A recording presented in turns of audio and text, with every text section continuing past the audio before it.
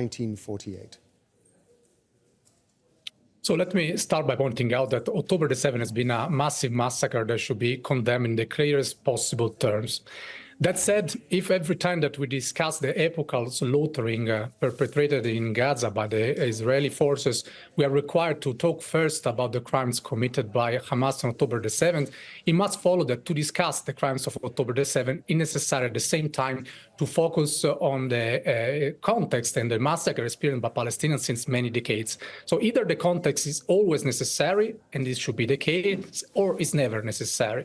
So that said, I think that it's important to stress, in line with what you said until now, that Nakba is the final process, is not the beginning. If I had to find a beginning, comes a few years before what you were mentioning. Asher Gisbert in 1891 arrived in Palestine, spent a few months. He was a major Zionist leader, and he wrote Emet Meretz Israel, the truth from the land of Israel. He wrote these three lines. He was referring to the new settlers that were arriving, deal with the Arabs with hostility and cruelty, trespass unjustly, beat them shamefully for no sufficient reason, and even boast about their actions. So beat them shamefully. That said, I want to say that you think about the past and the present. Nakba, so in 1948, is an expression that originally was not used by Palestinians. While, of course, this expression was used in Arabic to refer to what happened in Palestine in 1948, it was used for the first time in history in the leaflets used by the Israeli forces and thrown over Atira, a village near Haifa, in July 1948. It was written in these leaflets, leave your homes and villages or will be your Nakba, will be your catastrophe. So Palestinians started to use a term that was an expression that was used in order to push them out of the villages.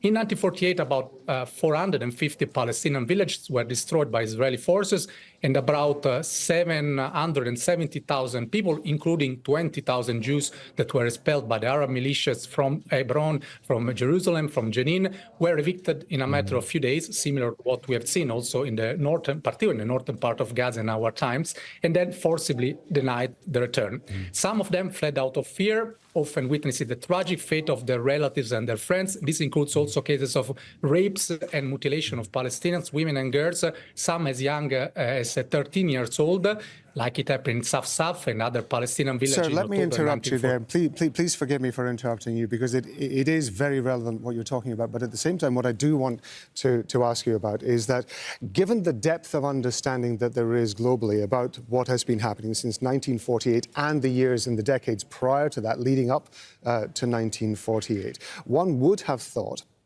that there would be a greater understanding of the circumstances surrounding what happened in 1948 and subsequently, not only worldwide, of course, but within Israel as well. And yet it appears as though public opinion within Israel, or at least certainly political opinion within Israel, seems to have narrowed. Why do you think that is?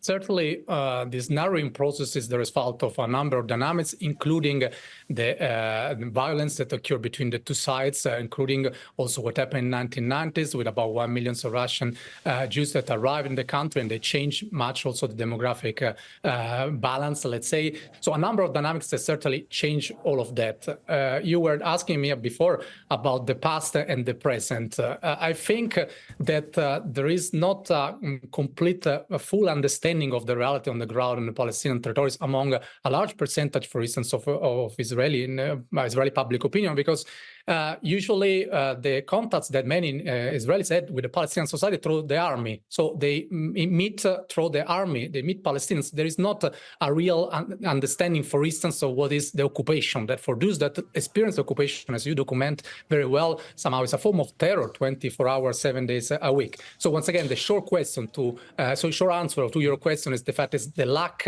of knowledge and the dehumanization of the other, that in this case we should stress applies often also to the Palestinian side in relation to the Israeli side. Lorenzo Kamel, we appreciate you giving us the benefit of your expertise in this, sir. Thank you very much indeed for your time. Thank you.